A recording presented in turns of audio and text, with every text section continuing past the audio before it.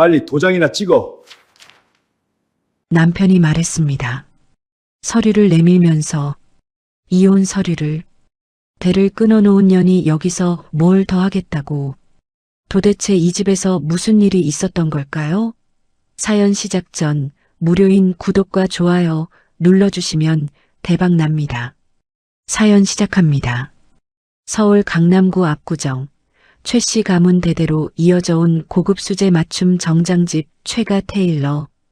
간판 하나에도 역사가 서려 있는 곳이었습니다.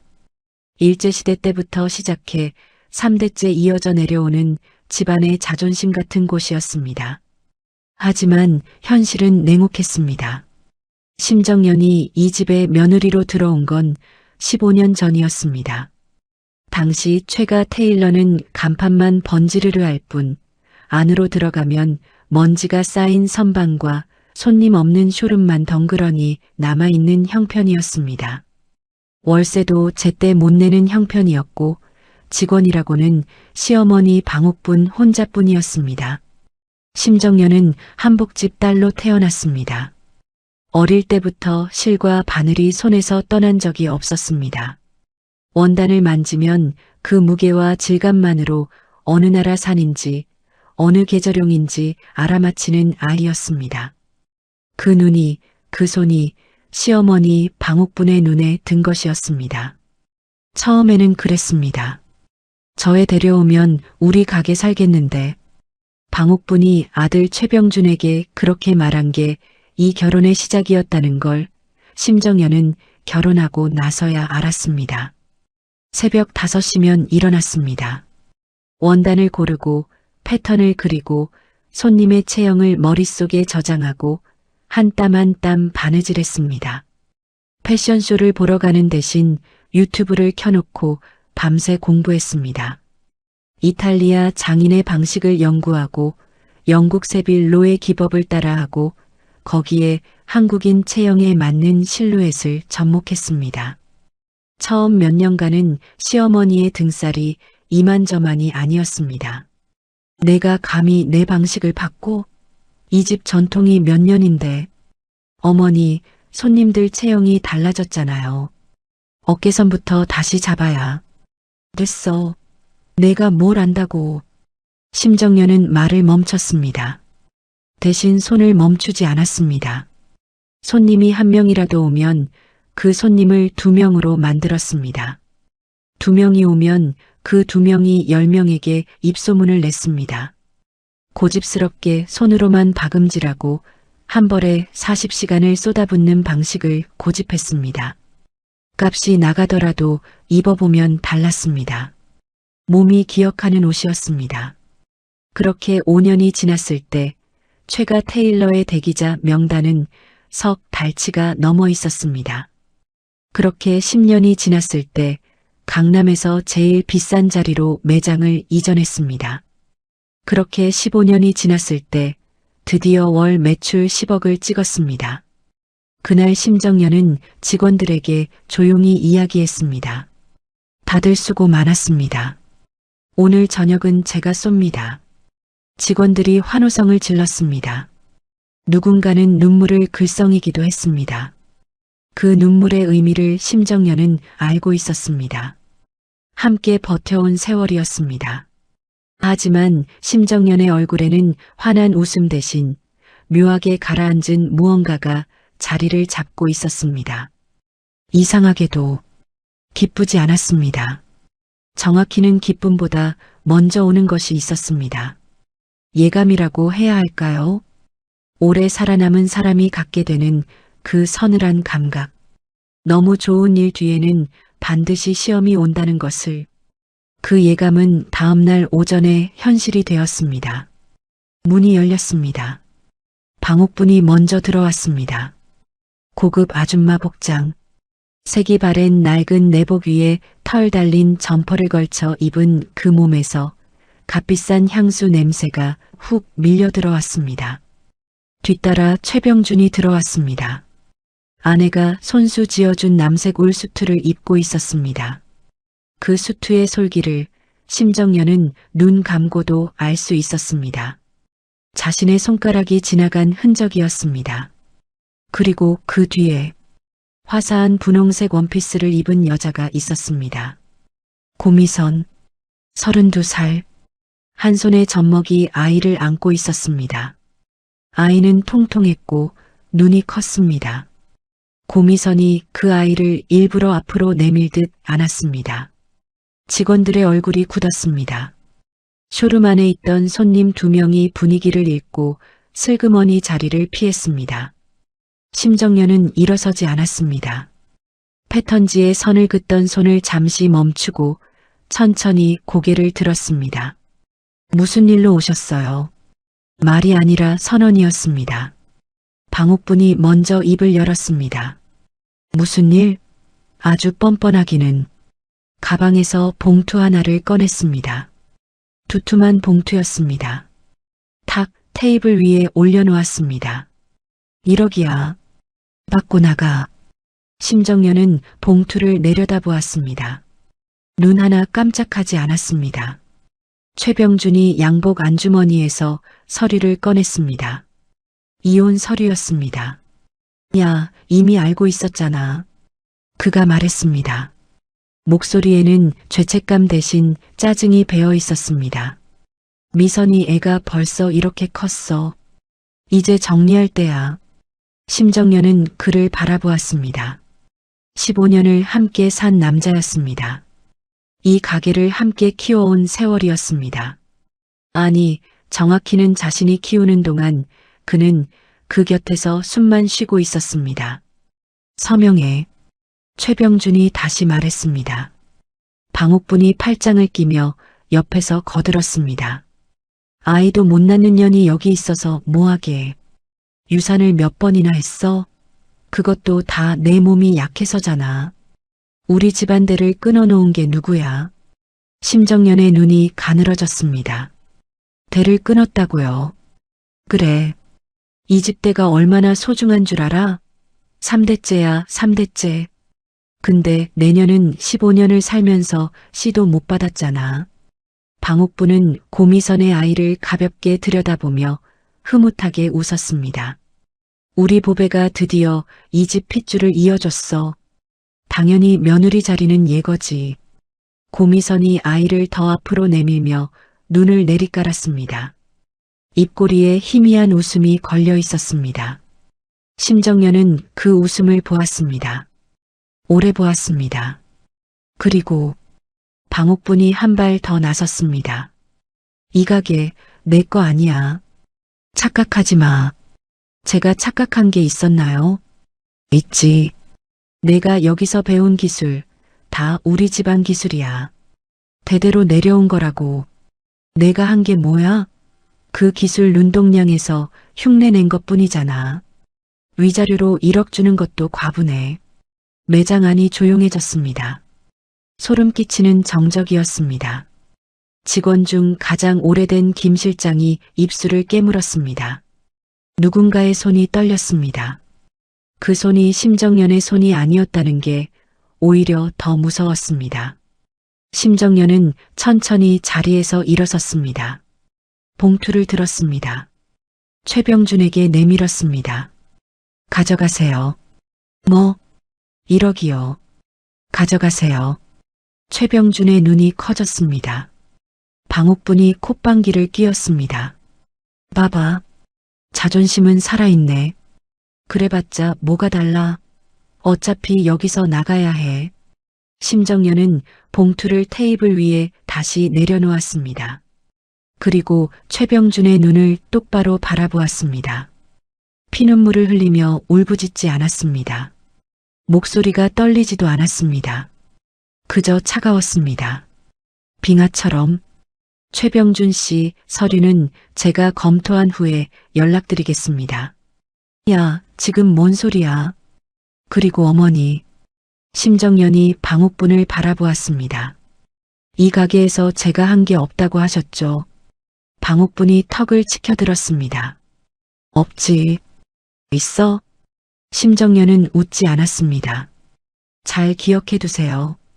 그 말이 무슨 뜻인지 이 자리에 있던 사람 중 몇 명이나 알아들었을까요? 방옥부는 몰랐습니다. 최병주는 몰랐습니다. 고미선은 고개를 갸웃했습니다. 그날 저녁 심정연은 혼자 남은 매장에서 한참을 앉아 있었습니다. 테이블 위에 패턴지를 손으로 쓸었습니다. 손끝에 익숙한 감촉이 느껴졌습니다. 15년이었습니다. 이 손으로 몇천 벌을 지었는지 셀 수도 없었습니다. 허리가 굽어지도록 앉아서 눈이 침침해지도록 실을 깨면서 단 한 번도 손을 놓지 않았습니다. 눈물이 나올 것 같았습니다. 하지만 심정연은 눈물 대신 가위를 들었습니다.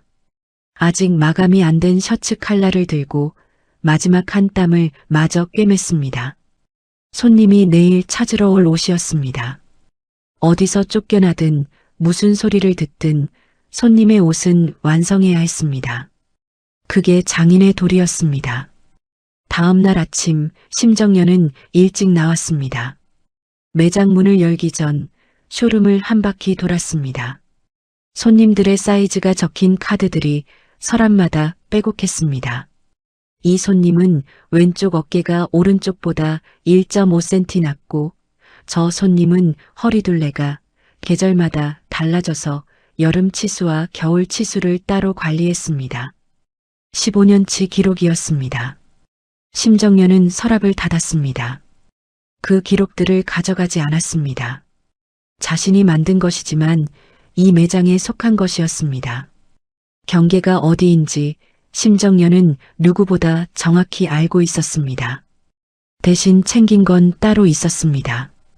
오래된 나무 케이스 하나. 뚜껑을 열면 반질반질하게 다른 재봉 도구들이 줄지어 있었습니다. 줄자, 초크 펜슬, 손바느질용 바늘 세트, 특수 가위 2자루. 시어머니 방옥분에게 배운 것도 아니었습니다. 심정연이 한복집 어머니 무릎 아래서 처음 손에 쥔 것들이었습니다. 이것만은 의심할 여지 없이 자신의 것이었습니다. 김 실장이 먼저 와 있었습니다. 눈이 부어 있었습니다. 어젯밤 울었구나 싶었습니다. 대표님, 출근했어요? 저 같이 나갈게요. 심정연이 고개를 저었습니다. 김 실장은 여기 있어야 해요.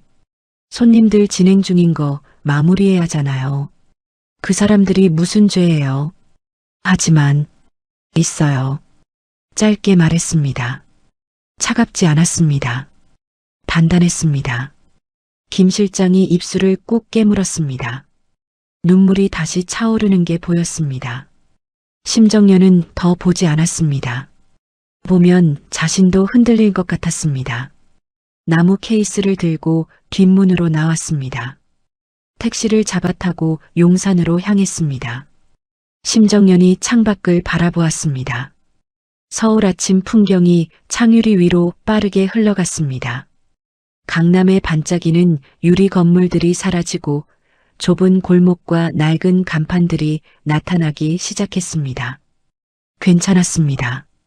처음 최가 테일러에 들어갔을 때도 이런 풍경이었습니다. 아무것도 없는 곳에서 시작하는 일에 두려움이 없었습니다. 손이 있고 눈이 있고 15년을 버텨온 뼈가 있었습니다. 용산 후암동 골목 안쪽에 오래된 5층 건물이 하나 있었습니다. 외벽 페인트는 군데군데 벗겨져 있었고 1층에는 오래전 문을 닫은 듯한 빈 공간이 있었습니다. 건물 앞에 부동산 아저씨가 기다리고 있었습니다. 심 선생님이세요? 네. 여기 한번 둘러보시겠어요? 1층만 나온 거라 임대료가 강남이랑 비교할 수 없을 만큼 저렴한데 상권은 좀 약해요. 솔직히 말씀드리면 알고 있어요. 심정연이 안으로 들어갔습니다. 천장이 높았습니다. 낡았지만 뼈대가 좋았습니다. 창문으로 들어오는 빛의 각도를 확인했습니다. 원단색을 확인할 때 자연광이 중요했습니다. 합격이었습니다. 계약할게요. 부동산 아저씨가 눈을 깜짝 놀라며 바라보았습니다. 더 둘러보시고 결정하셔도 되는데요. 괜찮아요. 심정연이 나무 케이스를 창가 옆 바닥에 내려놓았습니다. 그 빗속에 놓인 케이스가 이상하게 잘 어울렸습니다. 계약을 마치고 나오자 핸드폰이 울렸습니다. 최병준이었습니다. 받지 않았습니다. 두 번째도 울렸습니다. 역시 받지 않았습니다. 세 번째는 방옥분이었습니다. 심정연은 화면을 잠시 내려다보다가 조용히 내려놓았습니다. 할 말이 없었습니다. 아직은 나중에 할 말이 생기면 그때 연락을 하겠지요. 변호사를 통해서 그날부터 시작이었습니다. 1층 공간을 혼자 정리했습니다. 걸레질도 직접 했습니다. 손이 거칠어지는 게 느껴졌습니다. 상관없었습니다. 바느질하는 손은 원래 거친 법이었습니다. 조명 하나를 창가 쪽에 달았습니다. 테이블 하나를 들여놓았습니다. 재봉틀은 가장 기본형 하나만 구입했습니다. 산업용 고급 재봉틀은 나중에 돈이 생기면 살 생각이었습니다. 그것으로 충분했습니다. 처음에는 주문이 없었습니다. 당연한 일이었습니다. 아무도 모르는 곳에 간판도 없는 가게였습니다. 심정연은 조급하지 않았습니다. 그 시간을 공부에 썼습니다. 낮에는 원단을 연구했습니다. 이탈리아 리버리코 원단의 특성과 영국 홀랜드엔 쇠리 소재의 차이점을 손끝으로 다시 정리했습니다. 강남에서 주문받을 때는 납기에 쫓겨 꼼꼼히 공부할 시간이 없었습니다. 이제 시간이 생겼습니다. 밤에는 패턴을 그렸습니다. 자신만의 방식으로 한국 남성 체형의 특성을 반영한 어깨선 설계를 다시 잡았습니다. 유럽 기성복 패턴을 그대로 가져오면 한국 사람에게 안 맞는다는 걸 15년 전 처음 깨달았고 그때부터 연구해 온 것들이 쌓여 있었습니다. 아무도 봐주지 않았지만 손을 멈추지 않았습니다. 한편 압구정 최가 테일러. 방옥부는 기분이 좋았습니다. 아주 좋았습니다. 직원들을 불러 모아놓고 선언했습니다. 이제부터 내가 직접 지휘한다. 심정연 없어도 이 가게는 멀쩡히 돌아가. 알겠어? 직원들이 서로 눈치를 봤습니다. 방옥분이 눈살을 찌푸렸습니다. 왜들 그래? 월급 더 줄 거야. 사람 2명 더 뽑을 거야. 오히려 좋은 거 아니야? 김 실장이 조심스럽게 말했습니다. 사장님, 지금 진행 중인 주문이 12건인데요. 그중에 이 장관땡 예복이 다음 주까지. 알아. 하면 되지. 대표님이 직접 맡으신 건들은 패턴이 대표님 머릿속에. 내가 30년 했어.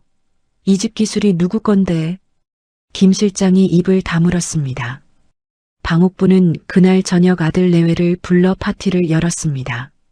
자신의 집, 압구정 고급 아파트, 고미선이 아이를 무릎에 앉힌 채 방실방실 웃었습니다. 어머님, 이제 진짜 편하게 사세요. 저도 옆에서 도와드릴게요.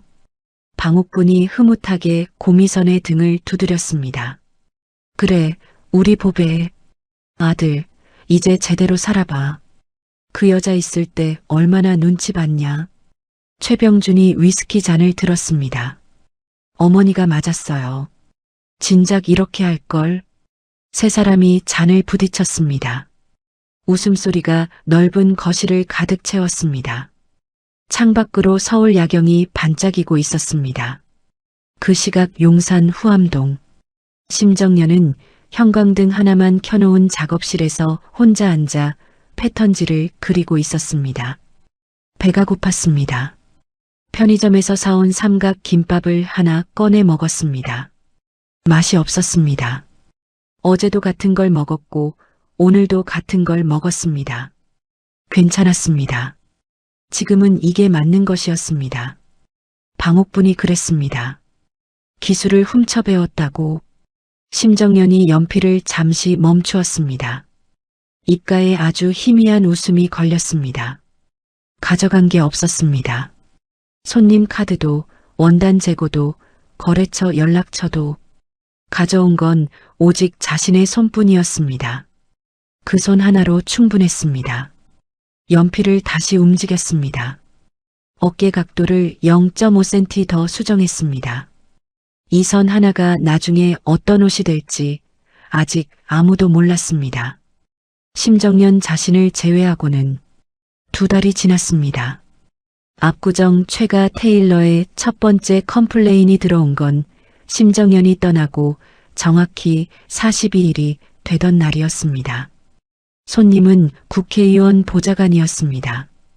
의원 예복을 맡겼는데 완성된 옷을 받아 입어보니 왼쪽 어깨가 오른쪽보다 높아 보인다는 것이었습니다. 방옥분이 직접 받았습니다. 어디 가요? 제가 보기엔 멀쩡한데. 보좌관이 거울 앞에서 옷을 다시 입어 보였습니다. 누가 봐도 어깨선이 틀어져 있었습니다. 대표님, 이 손님은 오른쪽 쇄골이 살짝 올라가 있는 체형이라. 김 실장이 조심스럽게 끼어들었습니다.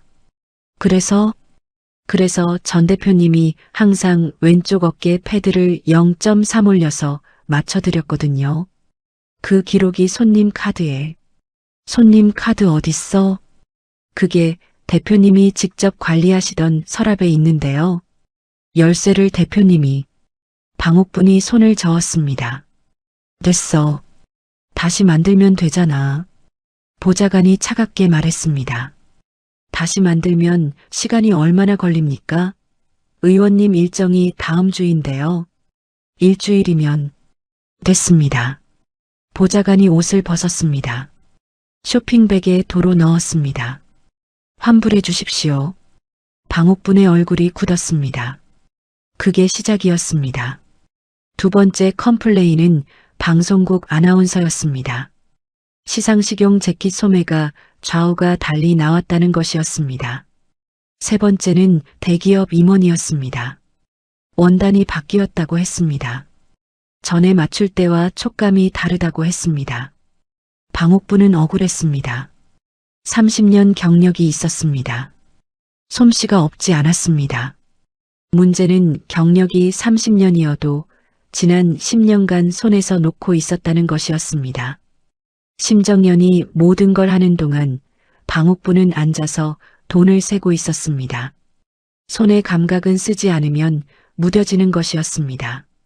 거기에 새로 뽑은 직원 2명은 경력이 짧았습니다. 심정연 밑에서 배우던 숙련 직원들은 하나 둘씩 다른 곳으로 자리를 옮겼습니다.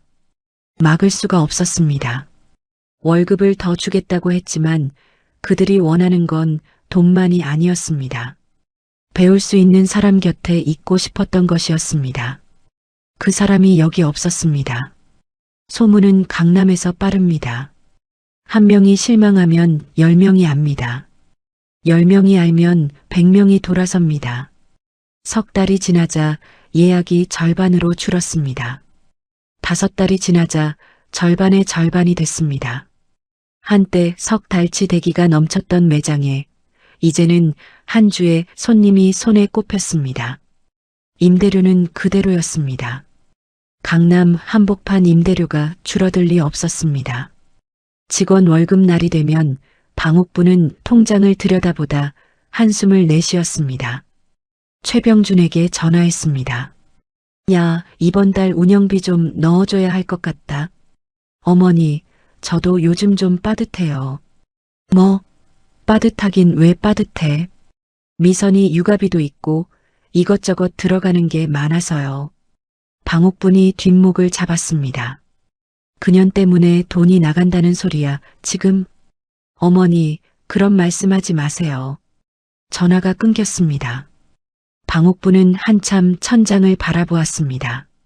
말도 안 된다고 생각했습니다. 월 매출 10억을 찍던 매장이었습니다. 그 여자 하나 내보냈다고 이렇게 될 리가 없었습니다. 그럴 리가 없었습니다. 한편 용산 후암동 심정연의 작업실에 처음으로 손님이 찾아온 건 이사한 지 넉 달이 지났을 무렵이었습니다. 유튜버였습니다. 구독자 50만 명짜리 패션 채널을 운영하는 35살 남자였습니다. 직접 발품을 팔아 장인을 찾아다니는 콘텐츠를 만드는 사람이었습니다.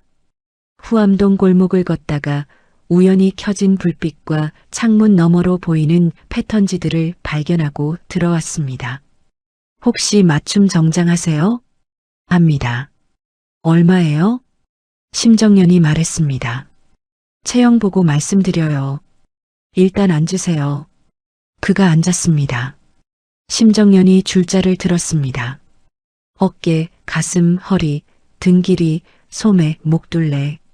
측정하면서 동시에 그의 체형을 읽었습니다. 오른쪽 어깨가 왼쪽보다 살짝 앞으로 나와 있었습니다.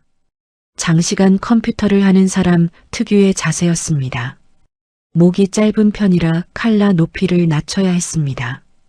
아무 말하지 않았습니다. 메모만 했습니다. 사흘 후 연락드리겠다고 했습니다. 그가 돌아갔습니다. 사흘 후 완성된 재킷을 입어본 그 유튜버는 5분 동안 말을 하지 않았습니다. 거울 앞에서 이 각도 저 각도를 보았습니다. 팔을 올려보고 앞으로 숙여보고 뒤를 돌아보았습니다. 어떻게 알았어요? 뭐요? 내 오른쪽 어깨가 앞으로 나와 있다는 거요. 병원에서도 그 얘기를 들었는데 옷에서 이게 보정이 되는 건 처음이에요. 심정연이 짧게 말했습니다. 눈으로 보이면 손으로 맞추는 거예요. 그가 거울을 한 번 더 바라보았습니다. 그리고 핸드폰을 꺼냈습니다.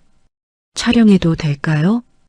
영상이 올라간 건 그 주 토요일이었습니다. 제목은 이랬습니다. 서울에서 가장 비밀스러운 맞춤 정장집을 찾았습니다. 영상 안에서 그는 아무것도 과장하지 않았습니다.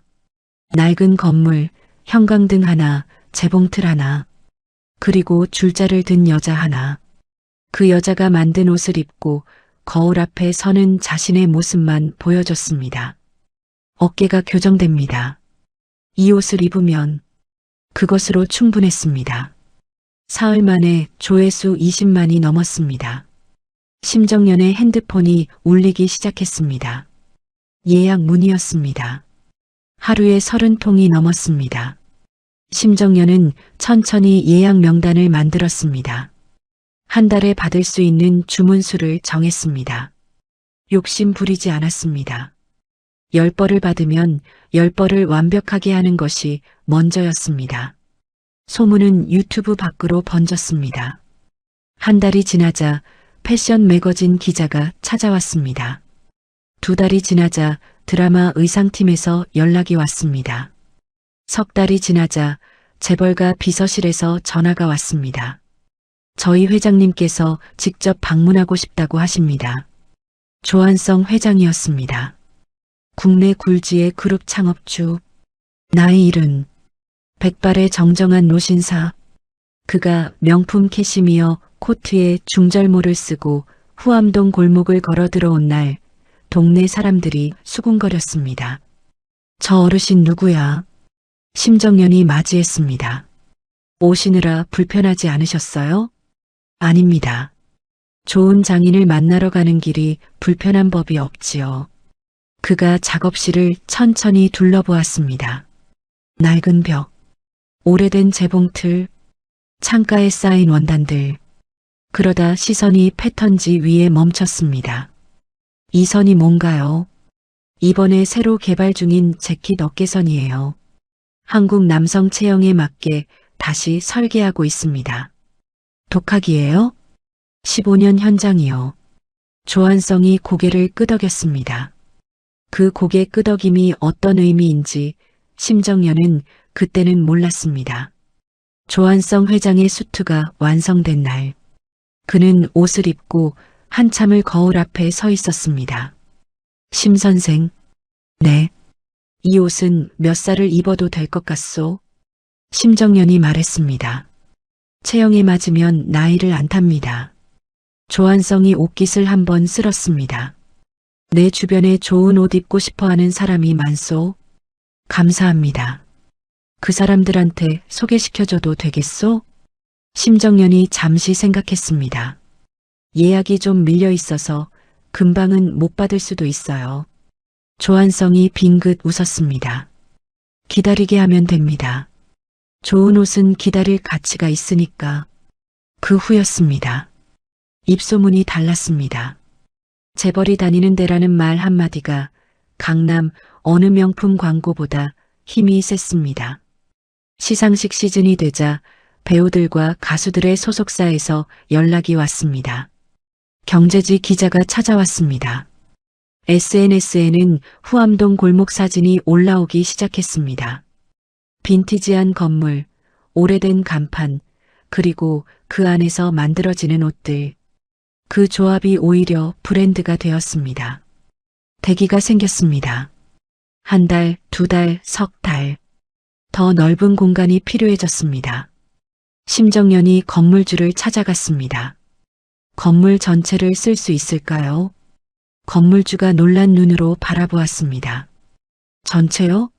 5층 전체를? 네. 그리고 혹시 건물 매입도 가능한지요? 2년이 지났습니다. 후암동 5층 건물은 이제 전층이 심정연의 것이었습니다. 1층은 상담실과 원단 쇼룸, 2층은 제작실, 3층은 피팅룸과 완성 보관실, 4층은 직원 교육실, 5층은 심정연의 개인 작업실, 그리고 주변 건물 세 채를 더 사들였습니다. 한 채는 고급 구두 맞춤 매장, 한 채는 셔츠와 타이 전문 쇼, 한 채는 VIP 고객을 위한 라운지, 부자들의 시간을 통째로 사는 공간이었습니다. 골목 입구부터 대기 차량이 늘어서기 시작했습니다. 기사 딸린 검은 세단들이었습니다. 그 소식이 압구정까지 들렸습니다. 방옥분이 아들 최병준을 데리고 후암동으로 왔습니다. 골목 입구에서 차를 세웠습니다. 검은 세단들이 줄을 서 있었습니다. 정장을 차려입은 남자들이 건물 안으로 들어가고 있었습니다. 5층 건물 전체에 불이 환했습니다. 방옥분의 입이 벌어졌습니다. 최병준도 말이 없었습니다. 잠시 후 방옥분이 천천히 중얼거렸습니다. 저게 저 여자가 한 거야? 아무도 대답하지 않았습니다. 차 안에 침묵이 가득 찼습니다. 서울 밤하늘 아래 후암동 골목의 불빛이 소름 끼칠 만큼 환했습니다. 방옥분이 차에서 내렸습니다. 최병준도 따라 내렸습니다. 골목 입구에 서서 건물을 올려다보았습니다. 5층 전체에 켜진 불빛, 줄을 선 차들, 정장 차림의 남자들. 방옥분이 먼저 입을 열었습니다. 용산이 어디라고? 이 동네가 얼마나 한다고? 최병준이 팔짱을 끼며 고개를 끄덕였습니다. 그러게요. 아무리 잘나봤자 여기가 강남이에요? 강북 구석에서 아무리 발버둥 쳐봤자지. 그래. 우리 매장이 얼마나 좋은 자리야. 압구정이잖아. 맞아요. 두 사람이 골목을 걸어 들어갔습니다. 주변 건물들도 보였습니다. 구두 맞춤 매장, 셔츠 전문쇼, VIP 라운지. 하나같이 간판이 절제되어 있었습니다. 요란하지 않았습니다. 그런데 그 절제가 오히려 더 고급스러워 보였습니다. 방옥분이 미간을 찌푸렸습니다. 저것도 저 여자 거야? 최병준이 구두 매장 유리 안쪽을 들여다봤습니다. 손으로 만든 수제화들이 줄지어 있었습니다. 어디 알아봐야 알겠지만 그런 것 같은데요. 몇 개야? 저기, 그리고 저기. 최병준이 손가락으로 짚었습니다. 세 채였습니다. 5층 건물까지 합하면 4채.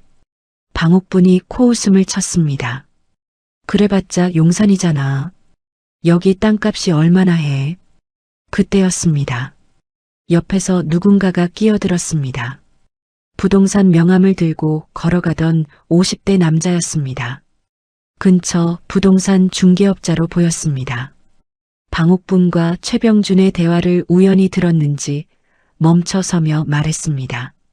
실례지만 지금 이 건물들 얘기하시는 거 맞죠? 방옥분이 눈을 가늘게 뜨며 바라봤습니다.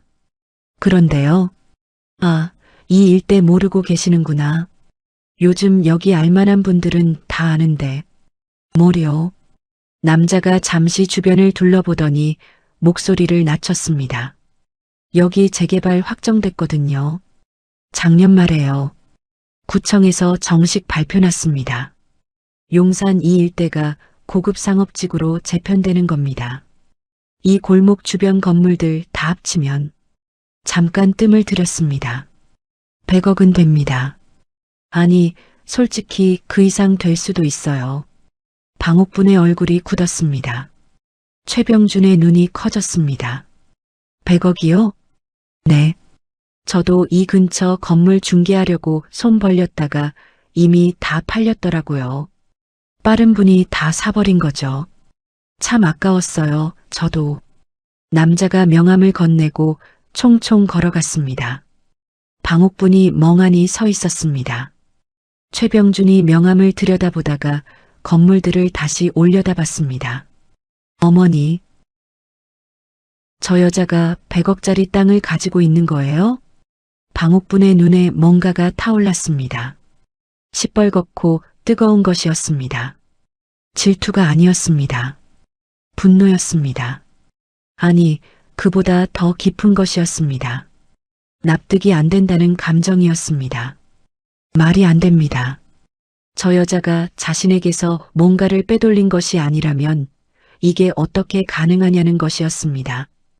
빈손으로 나간 며느리가 2년 만에 100억짜리 건물주가 되는 일은 방옥분의 세계에서 있을 수 없는 일이었습니다. 들어가자. 방옥분이 발걸음을 옮겼습니다. 최병준이 따라갔습니다. 건물 1층 상담실. 직원이 두 사람을 막았습니다. 예약하셨나요? 방옥분이 어깨를 폈습니다. 예약? 심정연 나오라고 해요. 나 그 여자 시어머니야. 직원이 잠시 당황한 표정을 지었다가 안으로 들어가 연락을 취했습니다. 잠시 후 심정연이 내려왔습니다. 네이비 수트, 칼각이 잡힌 어깨선, 올린 머리, 흐트러진 것이 하나도 없었습니다. 방옥분과 눈이 마주쳤습니다. 심정연은 표정을 바꾸지 않았습니다. 무슨 일로 오셨어요? 방옥분이 팔짱을 끼며 주변을 훑었습니다. 잘 살고 있네. 용건이 있으시면 말씀하세요.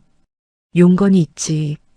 방옥분이 한 걸음 다가서며 목소리를 높였습니다. 내가 우리 집에서 돈 빼돌린 거 알아? 금덩이도 챙겼지? 안 그러면 이게 어떻게 가능해? 상담실 안에 있던 직원 2명이 굳었습니다. 심정연은 미동도 하지 않았습니다.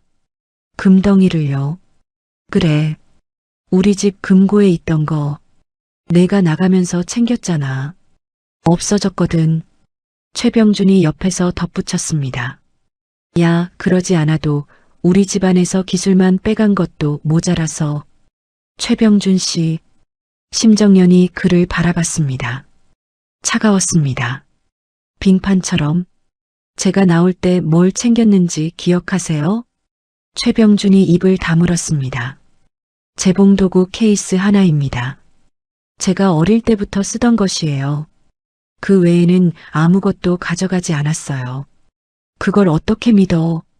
방옥분이 목소리를 올렸습니다. 심정연이 그 목소리에도 흔들리지 않았습니다. 잠시 생각하는 척하더니 핸드폰을 꺼냈습니다. 번호 하나를 눌렀습니다. 15분 후 정장을 말끔히 차려입은 40대 남자가 서류 가방을 들고 들어왔습니다. 심정연의 세무사였습니다. 방옥분이 눈살을 찌푸렸습니다. 이게 누구야? 앉으세요. 심정연이 말했습니다. 방옥분에게 하는 말이었습니다. 방옥분은 앉지 않았습니다. 최병준은 눈치를 보다가 슬그머니 의자를 잡아당겼습니다. 세무사가 서류 가방을 열었습니다. 2년치 매출 신고 내역입니다. 세무서 신고 기록, 부동산 취득 내역, 자금 출처 전부 포함되어 있습니다. 서류를 테이블 위에 펼쳤습니다. 매장 매출에서 시작해 재투자 방식으로 건물을 취득한 과정이 모두 기록되어 있습니다. 단 한 건도 불투명한 자금 흐름이 없습니다. 방옥분이 서류를 내려다봤습니다. 숫자들이 빼곡했습니다. 심정연이 말했습니다. 그리고 두 번째 서류가 나왔습니다. 여기는 투자 내역입니다. 방옥분이 인상을 굳혔습니다. 투자? 조한성 그룹 회장님을 비롯해 기존 고객분들 중 여러분이 저에게 투자를 하셨습니다. 이분들이 단순 손님이 아니라 투자자가 되신 겁니다. 그 자금으로 주변 건물을 매입했고요. 방옥분의 입이 벌어졌습니다. 최병준이 서류를 들여다봤습니다. 투자자 명단에 이름이 보였습니다. 재벌 총수, 전직 장관, 방송사 대주주. 말이 안 됩니다. 그 얼굴에서 그 말이 보였습니다. 심정연이 세무사를 바라봤습니다. 필요한 설명은 다 됐죠? 네, 대표님. 세무사가 서류를 정리했습니다. 심정연이 방옥분을 바라봤습니다. 제가 빼돌린 금덩이가 있다면 그 금덩이가 어디서 왔는지부터 설명하셔야 할 것 같은데요. 방옥분의 눈이 흔들렸습니다. 어디 있는지 모르겠다면 그건 저한테 물어보실 일이 아니에요. 말이 없었습니다. 방옥분이 입술을 달싹거렸습니다. 하지만 말이 나오지 않았습니다. 최병준이 헛기침을 했습니다. 우리가 좀 오해를 한 것 같긴 한데. 오해. 심정연이 그 단어를 그대로 받았습니다. 차갑고 또렷하게. 2년 전에도 그게 오해였으면 좋겠다고 생각하셨나요? 최병준이 굳었습니다. 매장 앞에서 이혼 서류 내미실 때, 내연녀를 아이까지 안겨 데리고 오실 때, 기술 도둑이라고 하실 때도 심정연의 목소리는 떨리지 않았습니다.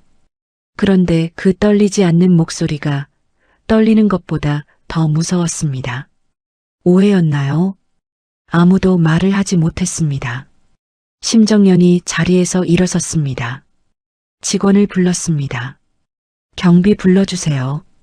방옥분이 자리에서 벌떡 일어났습니다. 야, 지금 뭐 하는 거야? 손님이 아니시잖아요. 심정연이 조용히 말했습니다. 여기는 제 매장이에요. 저한테 볼 일 없으신 분들이 계실 자리가 없습니다. 경비가 들어왔습니다. 건장한 남자였습니다. 방옥분이 눈에 불을 켰습니다. 야, 이 가게 처음에 누가 키운 줄 알아? 내가 30년이야, 30년. 내년이 한 게 뭔데? 나가주세요. 심정연이 경비에게 눈짓했습니다. 방옥분이 최병준의 팔을 잡으며 입에서 독한 말들을 쏟아냈습니다. 경비가 정중하지만 단호하게 두 사람을 밖으로 안내했습니다. 문이 닫혔습니다. 상담실이 조용해졌습니다. 심정연이 자리에 앉았습니다. 세무사가 걱정스럽게 바라봤습니다. 괜찮으세요, 대표님? 네. 짧게 대답했습니다. 서류를 다시 손에 들었습니다.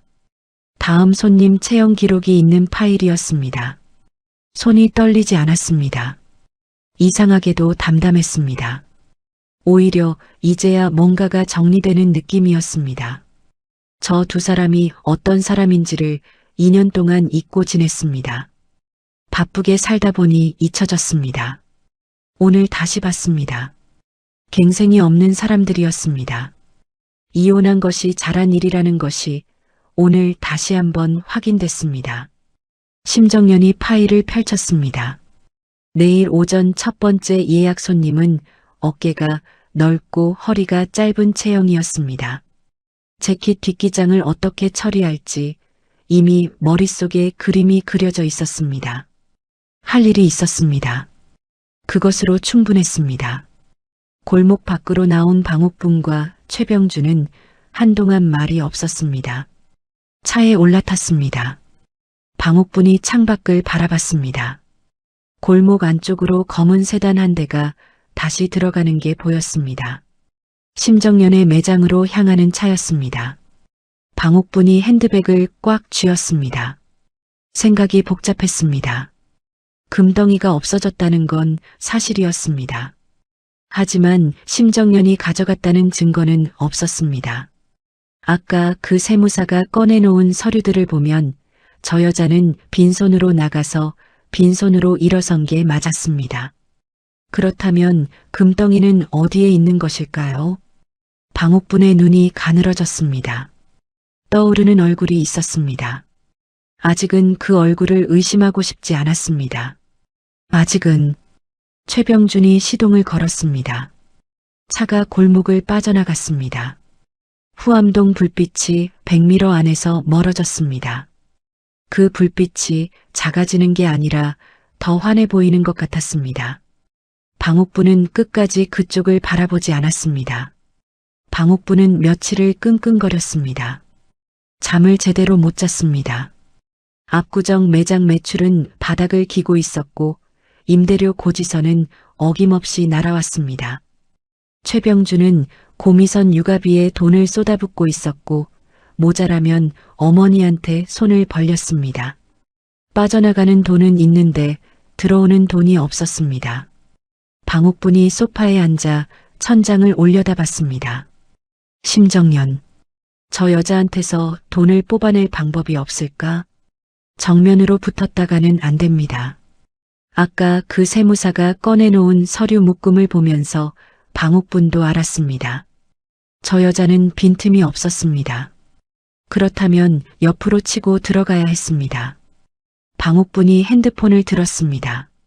최병준에게 전화했습니다. 야, 나 아이디어 있어. 와봐.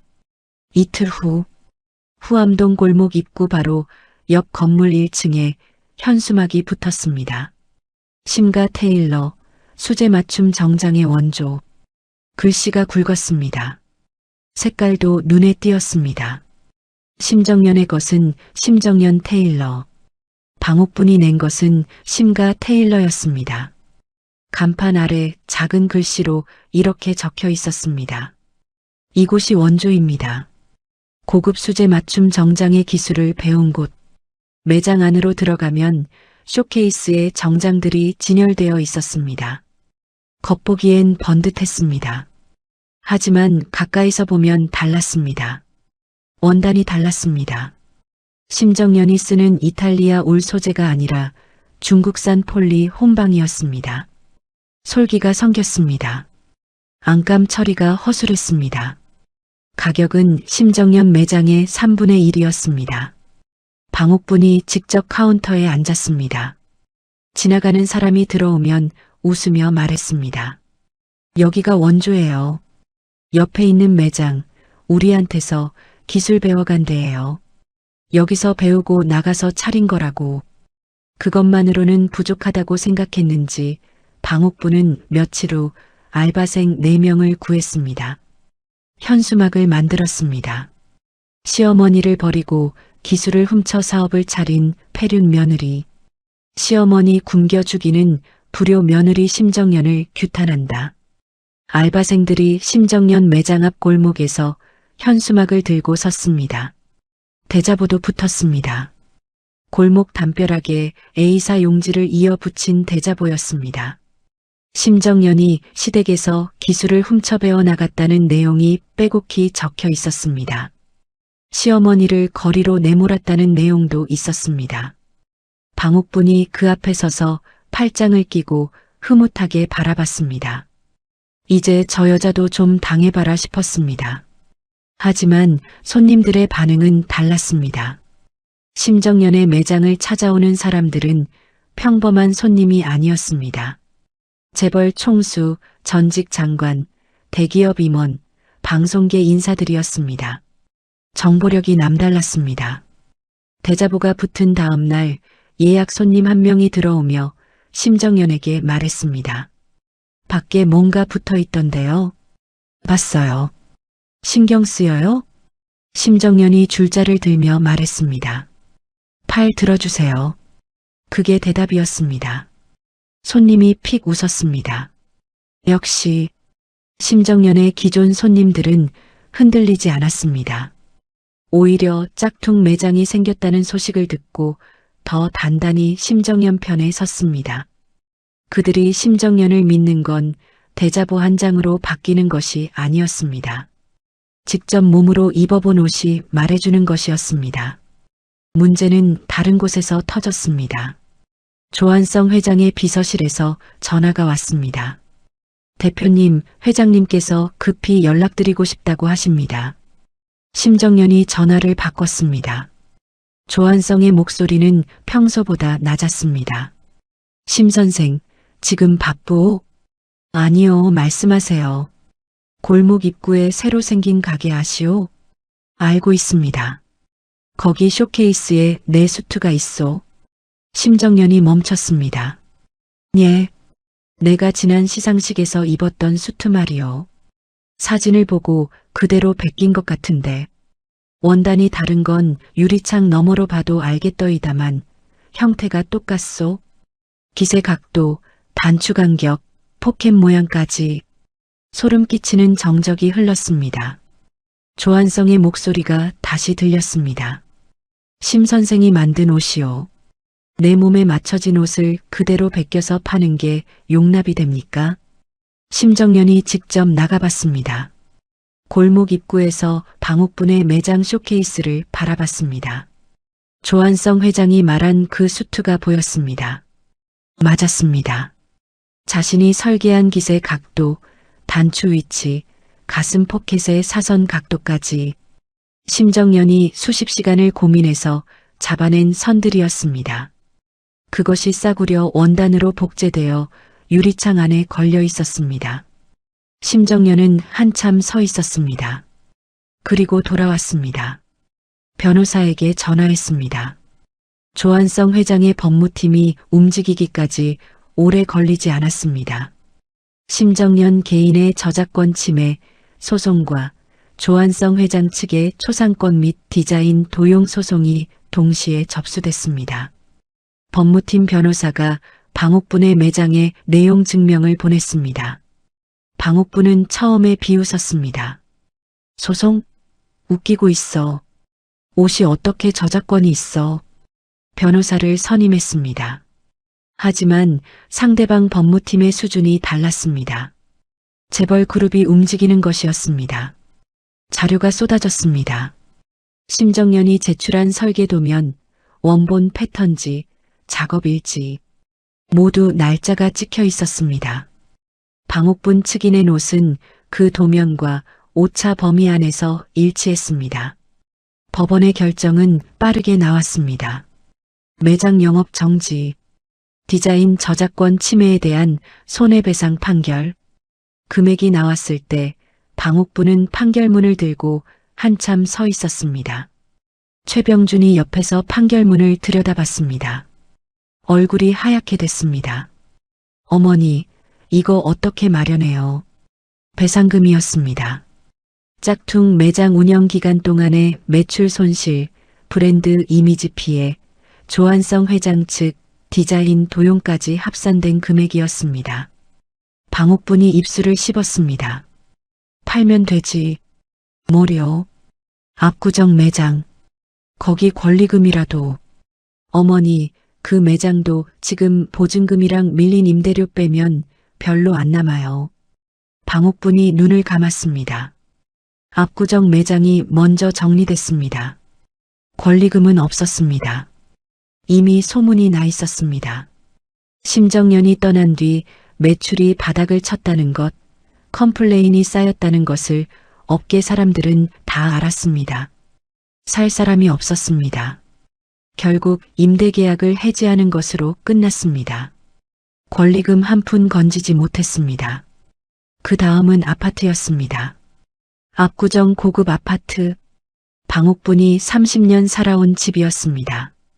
담보대출을 최대로 끌어다 썼고 배상금의 대출 상환까지 합치면 남는 것이 없었습니다. 경매가 시작됐습니다. 방옥분이 짐을 쌌습니다.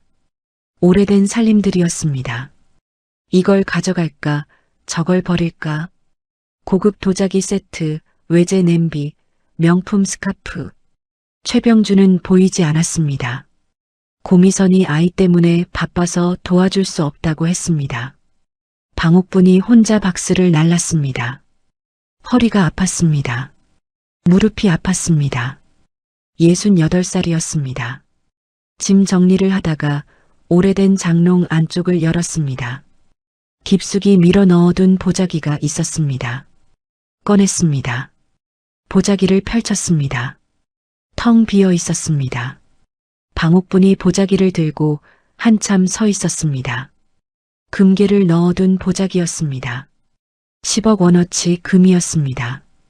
몇 달 전까지만 해도 여기 있었습니다. 분명히 있었습니다. 손으로 직접 만져봤습니다. 없었습니다.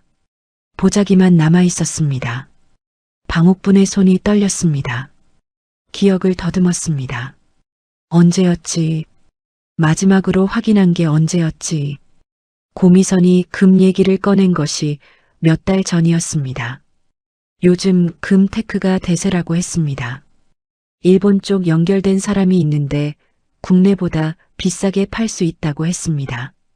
환치기 형식으로 처리하면 세금도 아낄 수 있다고 했습니다. 그때 방옥분이 잠시 망설였던 것이 기억났습니다. 그리고 고미선을 믿었습니다. 우리 보배니까, 아들이 사랑하는 여자니까, 손자 낳아준 여자니까 믿었습니다. 핸드폰을 들었습니다. 고미선에게 전화했습니다. 신호가 갔습니다.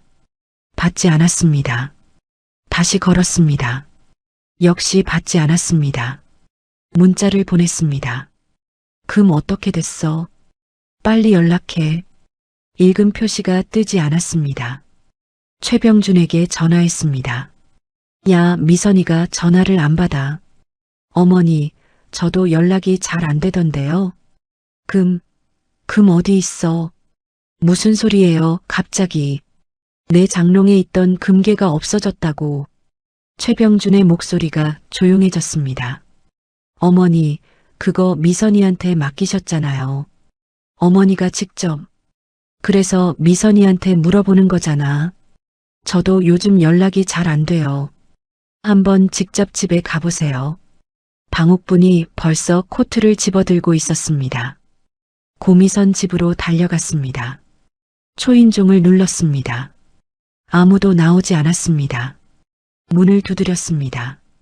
역시 아무 반응이 없었습니다. 경비에게 물었습니다. 저기, 이 집 사시는 분이 혹시 나가셨나요? 경비가 고개를 끄덕였습니다. 아, 네. 어젯밤에 큰 가방 2개 끌고 나가셨는데요. 아이 안고요. 택시 잡아서 가셨어요. 가방이요? 큰 거요. 2개씩이나. 방옥분이 굳었습니다. 핸드폰을 다시 들었습니다. 이번에는 발신 자체가 되지 않았습니다. 수신 차단이었습니다. 방옥분이 멍하니 서 있었습니다. 경비가 무언가를 건넸습니다. 봉투였습니다. 어제 나가시면서 이거 전해달라고 하시던데요. 봉투를 열었습니다. 종이 한 장이 들어 있었습니다. 짧은 글이었습니다. 어머님, 죄송해요. 이 집안에서 더는 뽑을 게 없는 것 같아서요. 아이는 제가 잘 키울게요. 찾지 마세요. 방옥분이 종이를 들고 한참 서 있었습니다. 복도 형광등이 윙윙거렸습니다. 아이도 없었습니다. 고미선도 없었습니다. 그리고 금괴도 없었습니다. 나중에 알게 된 사실이었습니다. 고미선은 인천공항에서 미국행 비행기를 탔습니다. 편도 티켓이었습니다. 금괴는 이미 현금으로 받고 해외 계좌에 들어가 있었습니다. 일본 쪽 연결된 사람이 있다고 했을 때부터 준비한 것이었습니다. 방옥분에게 금괴를 받은 그날부터였습니다. 이 집안에 더 이상 뽑아먹을 게 없다는 것을 고미선은 누구보다 먼저 알고 있었습니다. 방옥분의 우리 보배는 처음부터 보배가 아니었습니다. 최병준에게 그 소식이 전해진 건 방옥분의 전화를 통해서였습니다. 야, 미선이가 도망갔어. 최병준이 전화기를 들고 아무 말도 하지 못했습니다. 금괴도 가지고 갔어. 그게 무슨, 아이도 데려가고 미국으로 튀었다고. 최병준이 통화를 끊었습니다. 한참 후 다시 전화가 왔습니다. 목소리가 달랐습니다. 어머니, 저 거래처 문제도 터졌어요. 뭐? 압구정 매장 문 닫으면서 원단 대금 못 준 데가 여러 군데인데 다들 한꺼번에 채권 추심 들어왔어요. 저작권 배상금에 이것까지 합치면 말끝이 끊겼습니다. 변호사가 이 상태로는 형사처벌 피하기 어렵다고 하네요. 방옥분이 소파에 털썩 주저앉았습니다. 한참을 그렇게 앉아 있었습니다. 창밖으로 서울이 보였습니다. 아무 생각이 나지 않았습니다. 정확히는 생각이 너무 많아서 아무 생각도 나지 않는 것 같았습니다. 2년 전 심정연을 내쫓던 날 그렇게 당당하던 방옥분이었습니다. 1억을 내밀며 나가라고 했던 날이었습니다. 기술이나 훔쳐 배웠으니 그거면 위자료로 충분하다고 했습니다. 그로부터 2해가 지났습니다. 방옥분에게 남은 것은 지하 단칸방이었습니다. 경매로 아파트가 넘어간 뒤 아는 사람을 통해 구한 보증금 몇백의 지하방이었습니다. 창문이 하나 있었는데 그 창으로 보이는 것은 골목 사람들의 발목뿐이었습니다. 밤이 되면 핸드폰을 들었습니다. 유튜브를 켰습니다. 검색창에 이름을 쳤습니다. 심정연. 영상이 쏟아졌습니다. 패션 매거진 인터뷰 영상. 시상식 레드카펫 현장에서 심정연이 만든 옷을 입은 배우들. 조한성 그룹과의 브랜드 파트너십 발표 기사. 해외 패션 PD들이 소개하는 한국 장인 특집. 방옥분이 화면을 바라봤습니다. 심정연이 인터뷰하는 영상이었습니다. 질문이 들렸습니다. 여기까지 오시는데 가장 힘들었던 게 뭔가요? 심정연이 잠시 생각하는 표정을 지었습니다. 그리고 말했습니다. 처음에 혼자였을 때요. 하지만 그게 오히려 가장 자유로운 시간이기도 했어요. 방옥분이 화면을 껐습니다. 핸드폰을 내려놓았습니다. 천장을 바라봤습니다. 최병준이 구속된 건 그로부터 2달 뒤였습니다. 저작권 침해와 거래처, 대금 사기 혐의였습니다. 방옥분이 유치장 면회를 갔습니다. 유리창 너머로 아들 얼굴을 봤습니다. 푸른색 수영복이었습니다. 한때 며느리 심정연이 손으로 지어준 고급 정장을 입고 다니던 아들이었습니다. 방옥분이 말했습니다. 밥은 먹고 있냐? 최병준이 고개를 끄덕였습니다. 어머니는요? 나는 괜찮아. 괜찮지 않았습니다. 2 사람 다 알고 있었습니다. 하지만 할 말이 없었습니다. 면회 시간이 끝났습니다.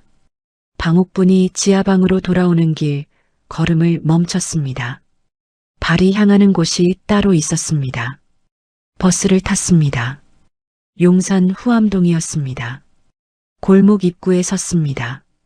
예전에 짝퉁 매장을 냈던 자리는 이제 깔끔하게 비어 있었습니다. 영업 정지 딱지가 붙어 있던 자리였습니다. 심정연의 건물들은 여전히 불이 환했습니다. 저녁이었는데도 검은 세단이 한 대 골목으로 들어가고 있었습니다. 방옥분이 심정연의 건물 앞에 섰습니다. 들어갔습니다. 1층 직원이 고개를 들었습니다. 예약하셨나요? 대표님 좀 불러주세요. 성함이 방옥분이에요. 직원의 표정이 굳었습니다. 잠시 안으로 들어갔다가 나왔습니다. 잠시만 기다려주세요. 심정연이 내려왔습니다. 네이비 수트, 칼각 잡힌 어깨선, 올린 머리, 조금도 달라진 게 없었습니다. 방옥분이 심정연을 바라봤습니다. 그리고 무릎을 꿇었습니다. 직원들이 놀랐습니다. 심정연은 표정을 바꾸지 않았습니다. 방옥분의 목소리가 떨렸습니다. 잘못했다. 말이 어렵게 나왔습니다. 68살 방옥분이 무릎을 꿇고 있었습니다. 내가 잘못했어. 내가 없었으면 그 매장이 지금도 먼지나 쌓여 있었겠지. 다 알아. 다 내가 한 거야. 목이 메는 것 같았습니다. 우리 아들 소송 좀 취하해줘. 살 길 좀 달라고. 아무것도 없어. 이제 아무것도. 심정연이 방옥분을 바라봤습니다. 오래 바라봤습니다. 무릎 꿇고 있는 노인을 바라보는 눈이 차갑지 않았습니다. 차갑다기보다 그냥 조용했습니다. 소름 끼치는 정적이 흘렀습니다. 직원들도 숨을 참고 있었습니다. 심정연이 입을 열었습니다. 일어나세요. 방옥분이 고개를 들었습니다. 심정연의 얼굴에서 뭔가를 읽으려 했습니다. 용서인지 아니면 다른 것인지. 심정연이 말했습니다. 용서는요. 천천히 또렷하게. 저를 내쫓을 때 한 번이면 족합니다. 방옥분이 굳었습니다. 이제는 벌을 달게 받으세요. 방옥분의 눈에서 눈물이 흘렀습니다. 그게 무슨 소리야? 그러면 나더러 어떻게? 제가 어떻게 하라고 말씀드릴 수 있는 게 없어요. 심정연의 목소리는 높아지지 않았습니다. 아들 소송은 아들이 저지른 일에 대한 결과예요. 거래처분들 피해가 있는 건 저도 관여할 수 없고요. 그럼 그냥 보고만 있으라고? 제가 그 결정을 내린 게 아니에요. 방옥분이 입술을 달싹거렸습니다. 너 너무한 거 아니야. 심정연이 잠시 방옥분을 바라봤습니다. 그 눈빛에 증오가 없었습니다. 분노도 없었습니다. 그냥 끝났다는 것이었습니다. 사람을 내쫓을 때는 그 결과도 감당하셔야 해요. 방옥분이 건물을 나왔습니다. 골목 바닥을 내려다보며 걸었습니다. 눈물이 멈추지 않았습니다. 아까 올 때 탔던 버스 정류장으로 갔습니다. 버스를 기다렸습니다. 옆에 사람들이 서 있었습니다. 퇴근하는 직장인들이었습니다. 다들 핸드폰을 보고 있었습니다. 방옥분이 그 옆에 서서 자신도 핸드폰을 꺼냈습니다. 유튜브를 열었습니다. 심정연 브랜드 런칭 발표 영상이 추천에 떠 있었습니다. 조한성 회장 옆에서 심정연이 서 있는 사진이었습니다. 네이비 수트, 올린 머리, 강단 있는 눈매. 방옥분이 화면을 바라봤습니다. 버스가 왔습니다. 사람들이 탔습니다. 방옥분도 탔습니다. 창가 자리에 앉았습니다. 핸드폰 화면을 껐습니다. 차창에 자신의 얼굴이 비쳤습니다. 68살. 짙은 눈썹 문신. 심술궂은 볼살. 오래 바라봤습니다. 그로부터 한 달 뒤 서울 한복판에 새로운 브랜드 플래그십 스토어가 문을 열었습니다. 잭-YON. 한글로는 정연. 정갈하다는 뜻이었고 정직하다는 뜻이기도 했습니다. 그리고 심정연 자신의 이름이었습니다. 개막식 날 조한성 회장이 왔습니다. 명품 캐시미어 코트에 중절모. 변함이 없었습니다. 심 선생, 잘 됐소. 감사합니다, 회장님. 처음 후암동 골목에서 봤을 때부터 알았소. 이 사람은 멀리 갈 사람이라고. 심정연이 짧게 웃었습니다. 멀리 갈 생각은 없었어요. 그냥 제대로 하고 싶었을 뿐이에요. 조한성이 고개를 끄덕였습니다. 그게 제일 멀리 가는 방법이요. 브랜드 런칭 기사가 쏟아졌습니다. 한국의 새로운 패션 장인. 수제 맞춤 정장의 재발견. 재벌 회장이 직접 투자한 여성 CEO. 심정연은 기사를 따로 챙겨보지 않았습니다. 5층 작업실에서 새로운 패턴지를 펼쳤습니다.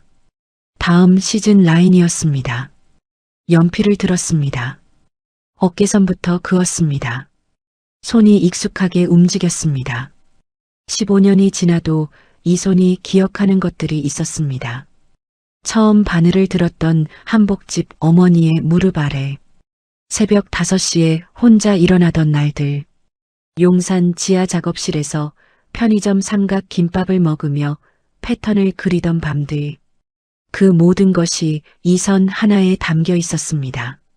심정연이 그 선을 끝까지 그었습니다.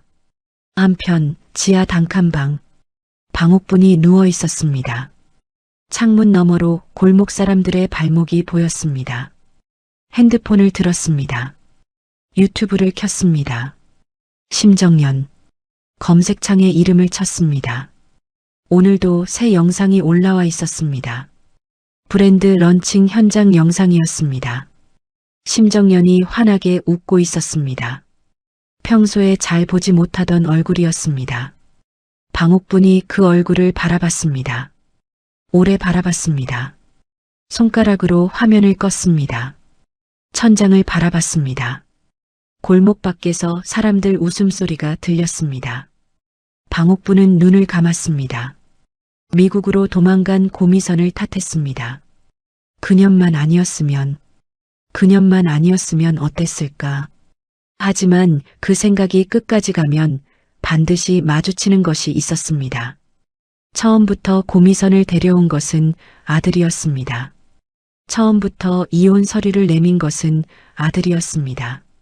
처음부터 내쫓으라고 부추긴 것은 자신이었습니다.